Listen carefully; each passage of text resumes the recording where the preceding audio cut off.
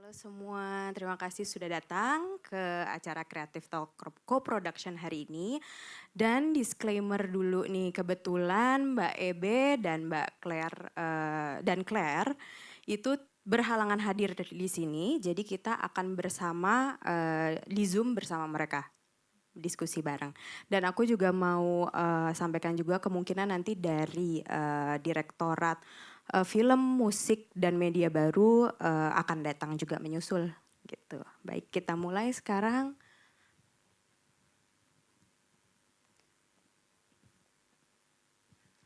Zoom-nya bisa di... Halo Mbak Ebe.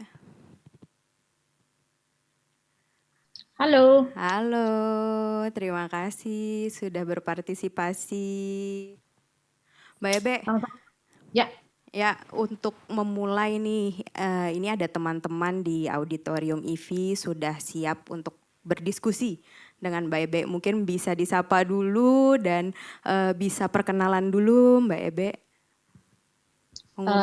Halo teman-teman semua, makasih ya udah datang nonton autobiografi hari ini.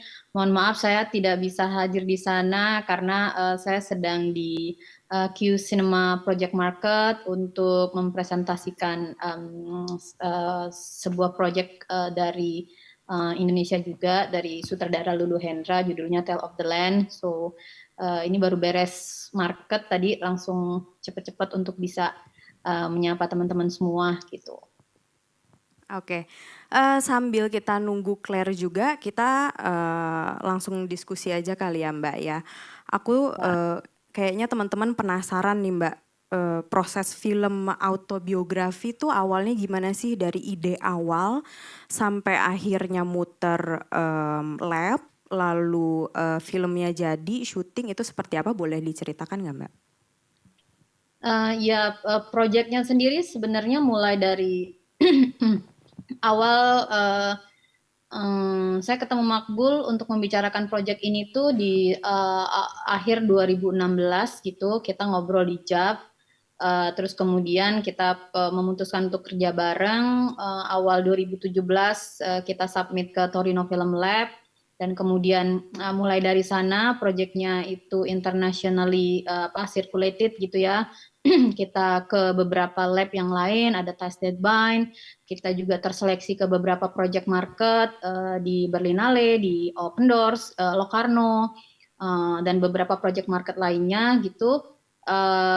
Di lab dan market ini adalah platform yang penting di mana kita mendevelop project kita di film lab dan kemudian bertemu dengan calon-calon partner ini di project market dan di lab tersebut gitu. Dan akhirnya setelah 2017 akhirnya kita almost fully funded itu di 2020.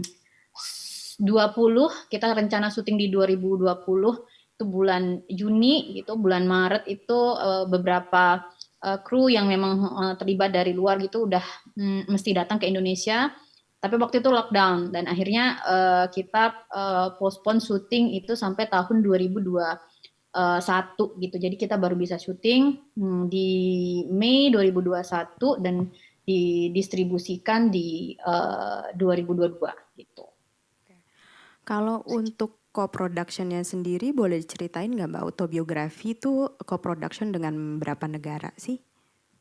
Autobiografi itu koproduksi dari 7 negara ya, Indonesia, Singapura, Polandia, Filipina, Jerman, Perancis, dan Doha itu. Jadi masing-masing co-producer itu memiliki porsi-porsinya masing-masing gitu, dan ya kita respect satu sama lain. Misalnya seperti dari Polandia itu bertugas untuk memastikan soal sinematografi gitu. Jadi sinematografernya dari Polandia, kita mengakses financing dari Polish Film Institute, lalu kemudian dengan co-producer Prancis dengan Claire dan Louis dari Invivo, kita mengakses Cinema du Monde dan kemudian juga regional funds. Hello Claire. Hello. Sorry, I am a bit late. And not the right one is one of my friends, but I am Claire Charles. Hi, Claire. Nice to meet Hi, you. meet you too. Okay, maybe we present Claire first and then we continue our discussion. Claire, would you mind say hi to the audience here and please present yourself? Yes, hello everyone. I'm very happy to be part of this panel. I am Claire Charles Gervais, producer with my business partner Luis Bellico at In Vivo Films. We co-produced Autobiography by Mahmoud Mubarak, produced by Yulia Hedida. And our company is 8 years old, and we do a lot of international co-production with country all around the world. And we worked indeed with Southeast Asia, but also worked with Latin America, Africa, Europe, and yeah, that's pretty much it. Okay, so we're talking about how many countries that co-produce with autobiography films, and then maybe I want to ask you both, how can you both met and have like project together and co-produce? We met in Torino Film Lab. So Claire and Luis was our like friends a group. So we are a bad match, and we are also in the same group. So they know very well the first draft of autobiography. And then I think we never talk about the project until 2019, I think. But we met always in the festival, in the market. We are like meet in the party, we meet at the market, but we never spoke about the project. But then I think during Berlinale 2019, Yeah, we start to talk about the project. Is it correct, Claire? I mean, like, yes, I think so. Yeah, yeah. I checked on the emails. I think you sent us the final draft early 2019, and then it took us 4 months to answer. I remember that. And then, but then when we read it, we were like, okay, we want to be on board. Okay, nice. So, for you, Claire, what is your first impression when you saw the project, and what makes you motivated to co-produce? Well, so as Yulia said, we first met during Torino Film Lab. We did the script lab. So it was a 3 session, and we really liked the team. We really liked Yulia and Mahmoud. They had a great energy. It was really nice talking to them about movies. We laugh a lot. So I think that on first, what is really motivated us was the personal level, because we were really getting along. And of course, the creative aspect was huge as well. We really liked how Mahmoud was pitching this project and was motivated about it. And when they sent the final script, we read the script and thought it was really good. And also, we watched Mahmoud's short films, and which really helped us understand his universe and how he directs. And this also very convinced us. So yeah, I think it's a mix of these three elements. Okay, so could you guys tell us what is the objective for doing the co-production? I mean, what is the impact for a film to do the co-production? I mean, for us, like, of course, the first place is about to complete the gap financing. I mean, like, that's the basic reason everyone do the co-production. But then, more than that, I think co-production would be able to make your project like have collaboration with with creative talents from around the world. For example, like we working with Carlo Francisco Manatat as editor from the Philippines. We working with like our cinematographer Wojtek Staron. So we also working with so many artists, and then this is also because of the co-production. But then more than that, I think this is also about how you can distribute your film not only in your country but also in at least in the country of the co-producer. So I think that's the goal. Okay, so it makes more visibility too for the films, right? Okay, Yes. so what is the challenges for the co-production with other countries?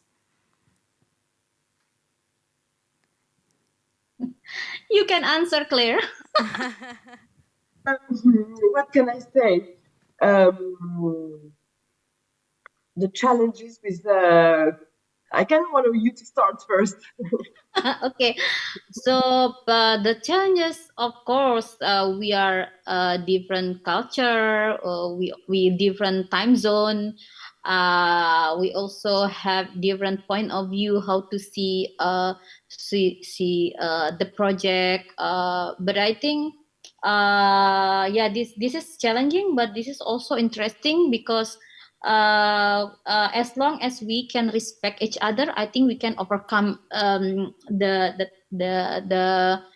differences. Yeah, I think that's of course like language. Yeah, but so far I think it's been a great collaboration. We are not only working as a professional as filmmakers, but we also like family. We friends.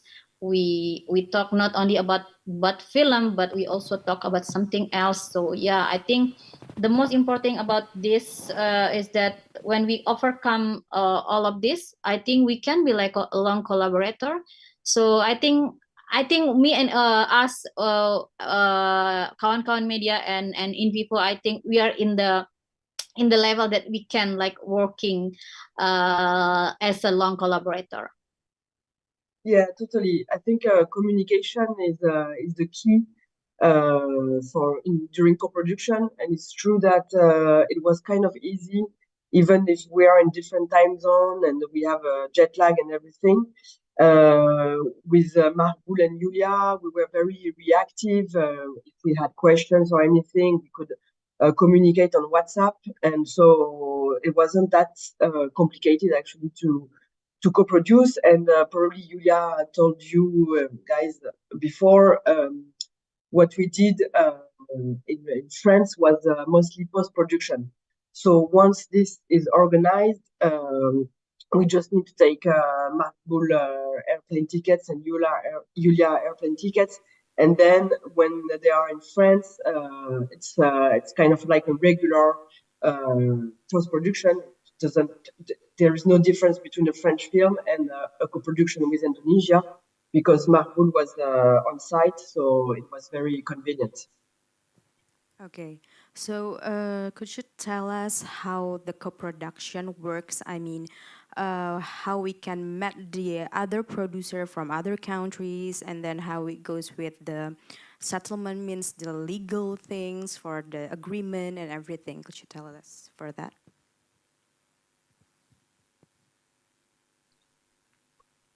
You want to answer, Claire?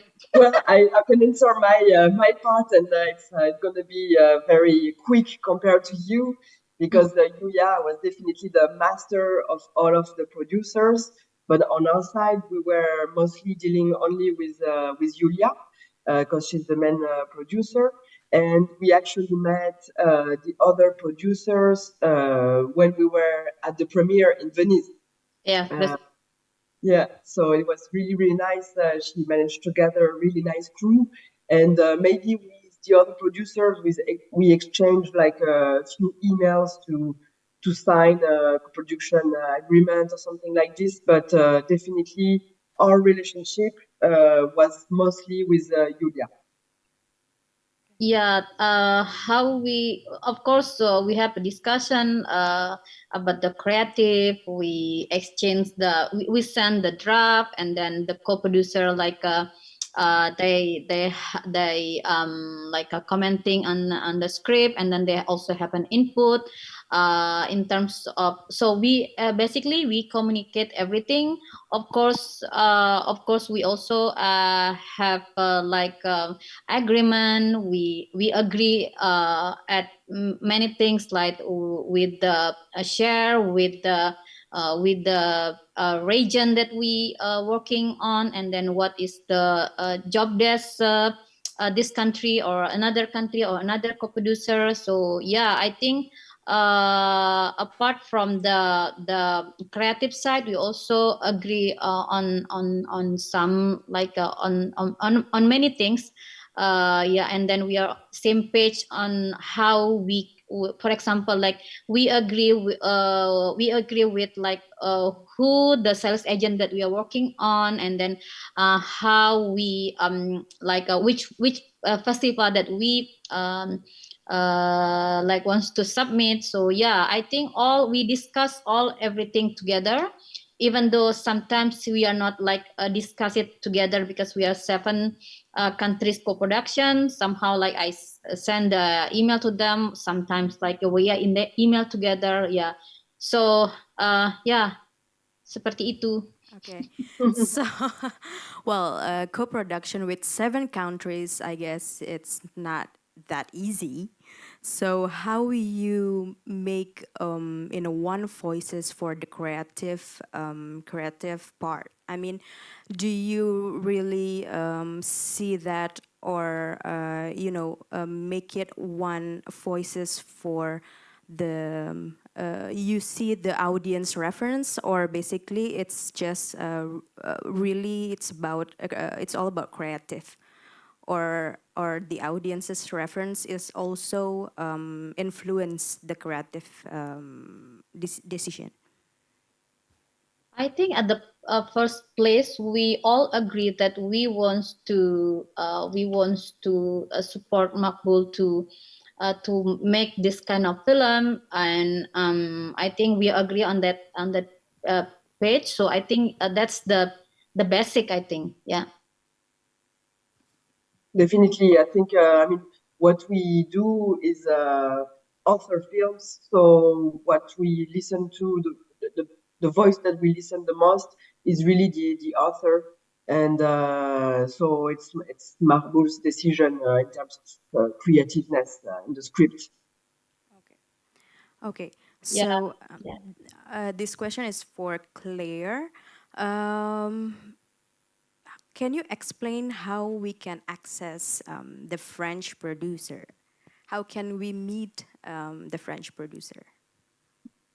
Yes, of course. Well, basically, the best way to meet with French producers is to attend co-production markets. I think it's really the best place to meet them. So when I say co-production markets, I think of Europe, I think of Berlin or Rotterdam or Cannes, of course. I think they are the biggest ones. Of course, there are some in Southeast Asia. So yeah, I think it's the best place. Or also, if you put your film in labs, for instance, Torino Film Labs, you will also meet with French producers. So I think that's the best way. And then, of course, once if you know a producer that has co-produced with friends, you can always also ask them, and then and contact the producers directly. I mean, if someone contact me and say, I know Julia and she told me to contact you, then I will definitely answer. So I think it's a question also of network. And yeah, that I think that's it.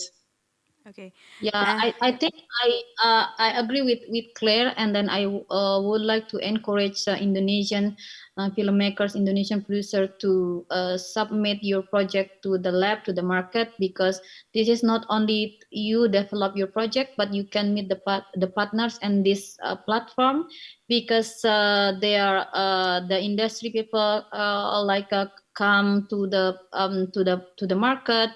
So, and they know your project selected, meaning that some people from the industry already see and read your project, and they think that your project has potential. So yeah, the perfect place to meet the co-producer, I agree, it's in those platforms. Yes. Okay. And you can easily access it in a website, in their website. They always in social media, so easy. But don't miss the deadline. That's very. Okay. And again, for you, Claire, how big is the opportunity for a French audience to have Indonesian film co-production or showing screening the Indonesian film in France? So you definitely have opportunities. It depends how big is your film, but because it's an international co-production and it's not in French, let's say that they will classify, the audience will classify the film in the art house films. So it would be an art house audience. So for an art house audience, the first way to show the film will be festivals. And for instance, Autobiography did its French premiere in Festival des Trois Continents, which is a festival in Nantes that is very nice. So it gave a little bit of light on the project. We also did La Rochelle Film Festival. This is where our company was based, and it's also a great festival for international films. So we did a nice festival run. And then also you need to, I mean, the best way to show the film, of course, is to find a distributor. And this is what happened with Autobiography. We found a distributor in France called Destiny Films. They acquire films when they have how do you say, like a coup de cœur, like a love at first sight on the film. And so we showed them Autobiography, and they fell in love, and so they're gonna distribute it in February. In order to, I mean, the best way then to make the film see by the audience in France is to try to get some good press. Of course, the fact that Marboul films went to Venice is a good thing, and then you hire some press people, and if possible, but I know that it might won't be possible with Marboul. You bring the director also in France, because for art house films in France, the audience is like very director oriented, and they are very happy if there are some premieres where the director is here to answer for Q&As and everything. Okay, and now this one's for Mbak Ebe. How the Indonesian government support the co-production of Indonesian film? Luckily, since we start Autobiography in lab and project market, we've been supported by the Ministry of Culture, for example, and Ministry of Tourism. Ministry of Culture support us with the travel grants, and then when the film is finished, they also support. There is a Miss Marlina here who always helping us to support us independent filmmakers to hello. Halo, Bu Hi, Marlina. everyone. Yeah, it's been a good time for us because apart from we have support from all the co-producer, we also get the support from the Ministry of Culture, and then with the plan to have matching fund in the future, I think this is more and more helping us to bring the new voices to works with the new talents from Indonesia. Yeah. Halo Oke. Mbak Marlina. Halo Bu Marlina. Hello, everyone. Actually, Alexi had supposed to join, but I don't. I think he's on his way to come after Ebe to Manila. So, yeah, I just come back. Actually, I'm in Surakarta right now, so excuse the crazy and noisy ambience here. But glad to join you here, guys. Thank you for joining us, Mbak Marlina. Okay. Oke, aku mau tanya sama Mbak Marlina ya sekarang. Tadi aku sudah membuka sedikit ke Mbak Ebe tentang support government Indonesia terhadap perfilman Indonesia nih gitu, khususnya untuk film-film yang memang masuk ke lab dan lain sebagainya. Bisa diberikan informasi nggak sih Mbak, sebenarnya support government itu seperti apa sih gitu? Boleh dijelaskan? Oke, kita mulai dari mana ya? Sebenarnya kalau dibilang support ya, kita sih gini, pada intinya pemerintah itu hadir dimanapun filmmakers membutuhkan. So whatever they need us, actually, we try our best to be there, to be present, you know. And yes, of course, we have a lot of initiatives, the strategic programs that we start for the last I don't know, like 3 to 5 years. Since 3 to 5 years ago, I want to talk more on Dana Indonesiana, or the cultural endowment fund first, because it's going to be aligned with whatever Mbak Ebe presented before. So yeah. Let me see my brief notes on Dana Indonesiana, or the Cultural Endowment Fund. Let's see. Okay. So as everybody knows that in Cannes, during Cannes last June, we already launched a program. It's called Dana Indonesiana, or the Matching Fund. It is like initiative from the Ministry of Education, Culture, Research and Technology, Republic of Indonesia, to create a better film ecosystem, and also to boost creative capacities, promoting talents, and as well as facilitated the co-production. And Dana Indonesiana is the first Indonesian government film grant sourced from the National Cultural Endowment Fund to promote international cooperation between filmmakers. And our target is, let's see, our target is about around 10 million USD per year to distribute. And also it's open for Indonesian film projects and Indonesian international co-production projects with international eligible funds or commitments. We have we have the list of the eligible international funds, but the list is still growing. So if anybody come to us and then offer us, okay, we got LOA, we got the commitment from this fund that is not on our list yet. It's still discussable, you know. It's still we still can add that fund on our list. And sorry. And this matching grants came with eligible international funding is 1-to-1.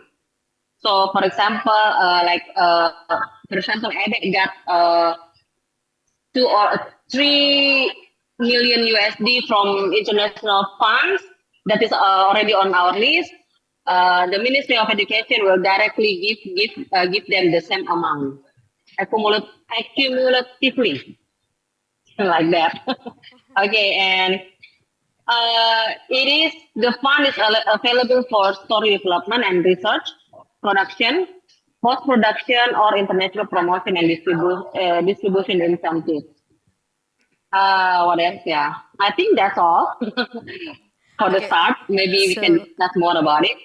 so the fund is for like every process of the making films, right? Not just for the production, but also Yes, for the development, even post production. Oh wow, yes. that's great. Okay, so now we open the question and answer to the audience. Maybe for someone who wants to. Okay, there's 1, 2, 3. Ada mic yang boleh dibantu?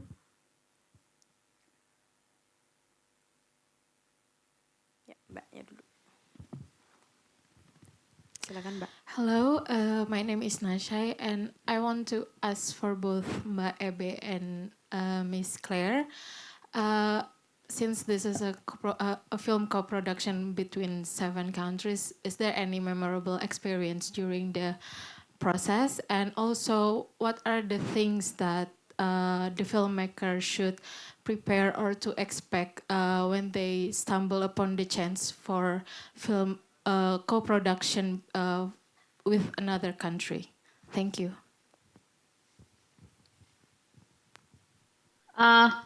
A lot of memorable like happened to us. I mean, like, but mostly fun, happy. Like, yeah, I think, for example, like, because we cannot do we edit the film in Indonesia with Carlo Francisco Manatat, but then Carlo is also a director, and then he has to go to Locarno for the world premiere. And then at that time, because I also co-produced Carlo, so I also went to Locarno. So me and Carlo, we were in Locarno with also Claire and Luis there. But then the editing of the offline editing of autobiography was like still ongoing. But then also Carlo, he couldn't back to Indonesia because the visa only like one like a single visa. So I have to think, and then we decided to, because also Marco don't have Schengen visa, so we decided to edit to finalize to complete the offline editing in the country that we can like go together. We can have apply a visa, and then we went to Istanbul. So we have an Airbnb, and then we edit the film there, and even we participated to first cut lab, and we did it from there. So yeah, but it was like during the pandemic. But I think it showed that we can overcome in every situation, and it was fun, I think. Yeah, yeah. And then what else? What is apalagi tadi pertanyaannya? Sorry. What are the things for the filmmaker to prepare or to expect when they stumble upon the chance for co-produce a film with another country? Well, to what to expect?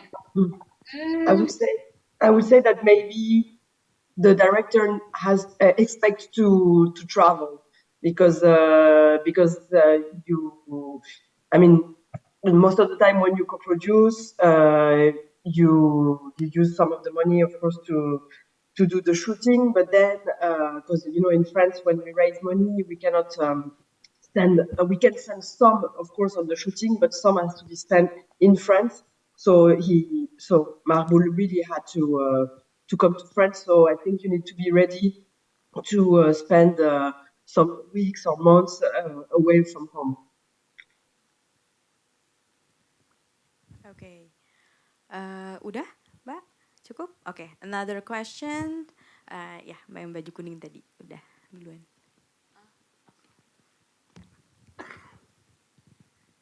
Ya, pakai bahasa Indonesia nggak apa-apa ya? Boleh. Ya, selamat sore semuanya. Aku punya 3 pertanyaan tapi nggak berhubungan sama funding, nggak apa-apa ya.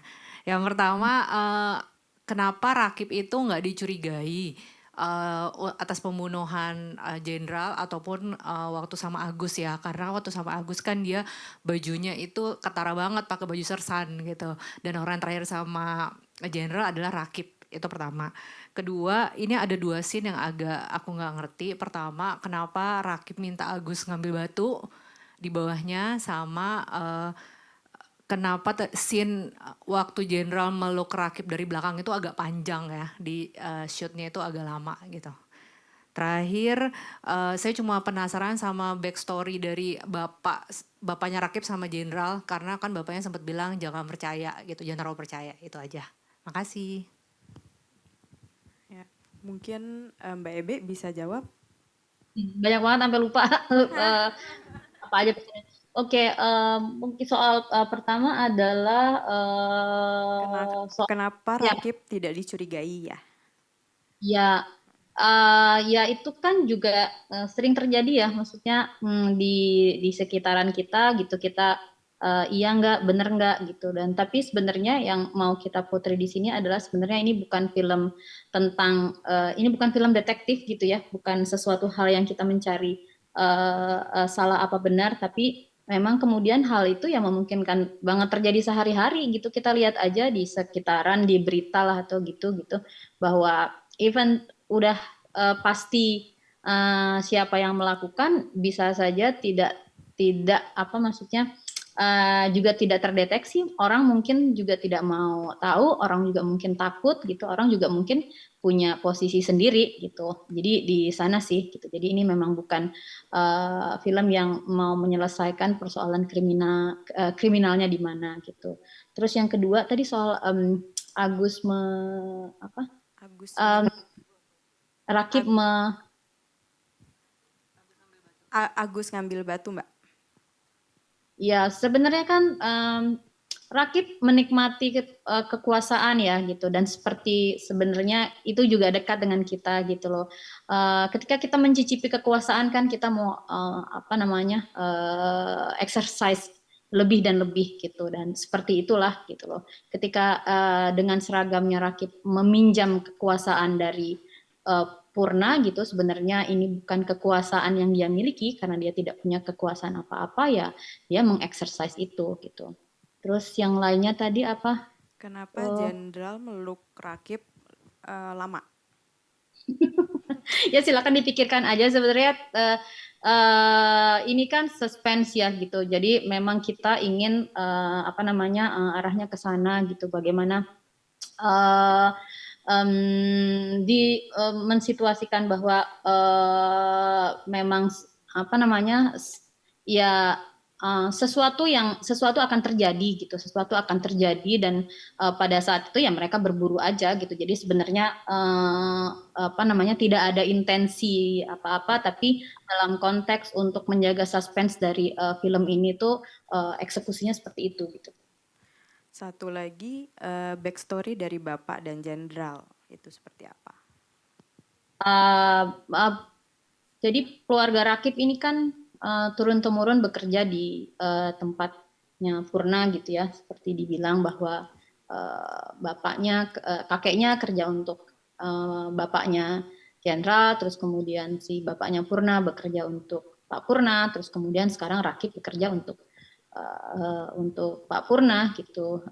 Banyak terjadi, misalnya bahkan pengalaman saya sendiri sebenarnya ada banyak kasus di mana orang turun-temurun gitu bekerja sebagai di sebuah keluarga gitu. Seperti itu sih. Oke. Sudah, Mbak? Oke. Next question.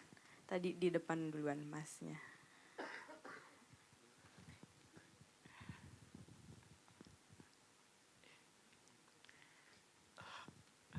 I have two questions for Miss Clear and Mbak Ebe. For Mbak Ebe, I want to ask about how you approach the other co-production from other country, so they are interested to join the film production itself. And for Clear, what makes you interested to join the film production as co-producer? maybe it's from the story itself or from the team or else. Maybe you can tell us about it more. Thank you for the chance. I met the Filipino co-producer in Torino Film Lab, and also Carlo. So Army Kanindian is the Filipino co-producer. She also produced Whether the Weather is Fine, and then I also co-produced Whether the Weather is Fine, and then Carlo also the director of Whether the Weather is Fine. So we met in Torino, and then we don't have chance to working together because there is no funding system that available at that time. But then Film Development Council of the Philippines, they start a new funding. The name is ACOP, and then we access the funds, and then apart that we are friends, at the end we can working together with the financial scheme. And then with German co-producer, I met her in Berlinale co-production. So we talked, and then how we met the Polish co-producer through the German co-producer, because we said that we need a cinematographer who often working in documentary. And then the German co-producer, because she worked with Wojtek before, and then she showed the film to us. We watch it, and then Makbul really liked the style, and she introduced us to Wojtek, and then because Poland also have co-production funds, so we are working together with Gosia, the co-producer, the Polish co-producer, and how we works with Singapore co-producer, because Singapore they start have ASEAN co-production. So as ASEAN filmmakers, we can access the funds, but through the Singaporean co-producer. So basically, the first door is always about the financing, but not I don't have imagination to work with Polish co-producer, because it's like far, because our destination for the co-production always France and also German, but at this time is Polish. So yeah, that's how we met the co-producer, and then after sometimes we decided to working together. And on our side, as I said before, I think the first time we realized that we wanted to work with Julia and Markul was when we got along during the Torino Film Lab. We were here, Louise and I, my business partner and I, for another project, Abu Leila, an Algerian film. But we kind of grew up all together, all of the team, and we followed autobiographies project, and I think by the time they were gaining a lot of prizes in Southeast Asia, and putting on board like some of the first co-producers, and they sent us also a new script, and so we were like, okay, this movie is becoming a very good film, good package, good story. And so we were very attracted by the personal level and the creative level. And also, when we read the film, we realized that it had a potential, also financially speaking. We realized that it could be a good film for Cinéma du Monde. Maybe Julia told you a little bit about before I arrived, but yeah, it was a very, very good topic, and talking about a subject that we are not really aware in France. So we submitted to Cinéma du Monde, but actually at the beginning they didn't say yes. They said that we would need a rewriting. So during the pandemic, Marble used his free time to rewrite, and we managed to get it. So it was very encouraging. And also in France, because our company is not based in Paris, it's based in another region called Nouvelle-Aquitaine, we also have access to an international co-production fund, and we also thought that this film could be interesting for them, and so we applied also to this international co-production fund, and we got it. So yeah, it was because of we like the team, we like the script, and we like Margot's first films, and we detected a good potential to raise money. Okay, thank you. And another question? Yeah.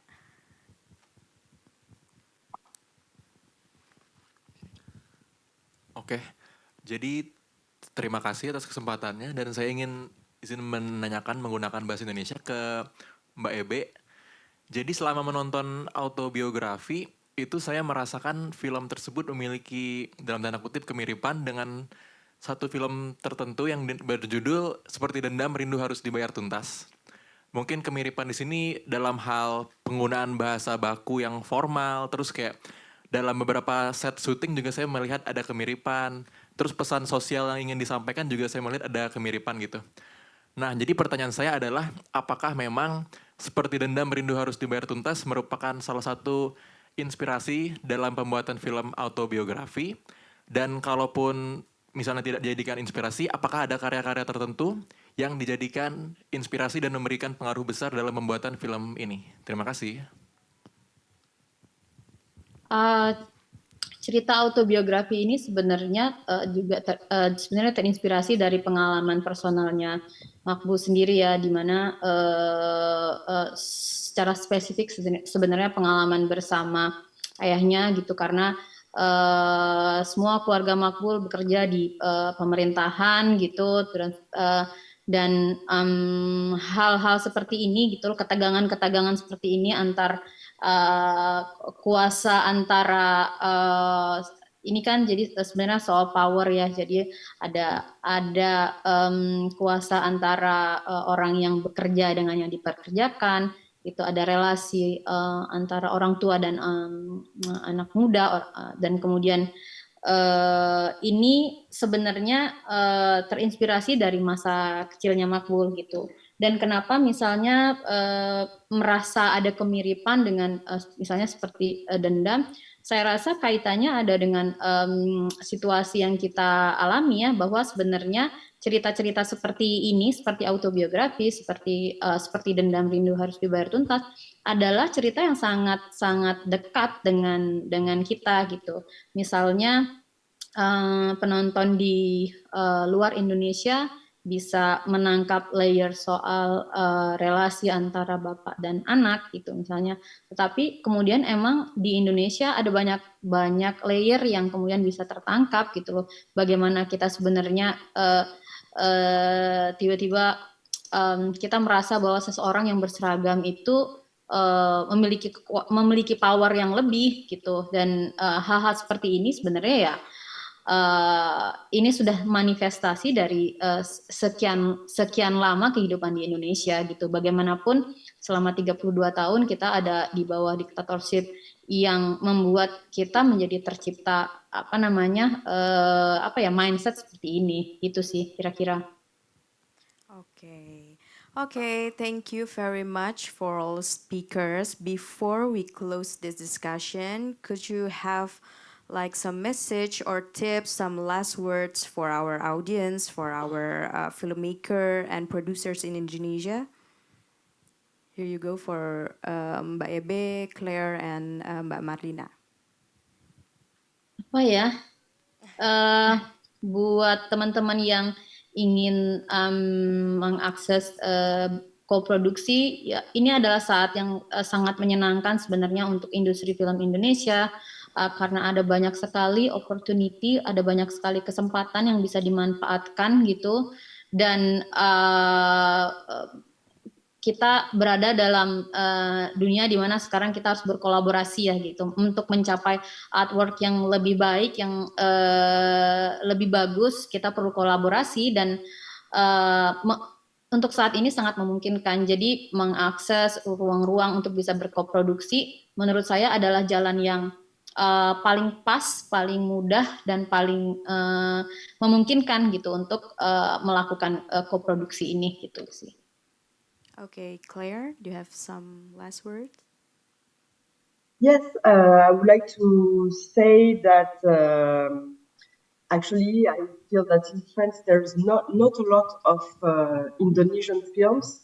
So I think it's a great opportunity to co-produce with us, and I think you know, I mean, for instance, when we had this film at the Festival des Trois Continents, and then there were another screening actually in Paris, and some people went and realized that they didn't really know anything about Indonesia, and they were very happy to watch a film about Indonesia.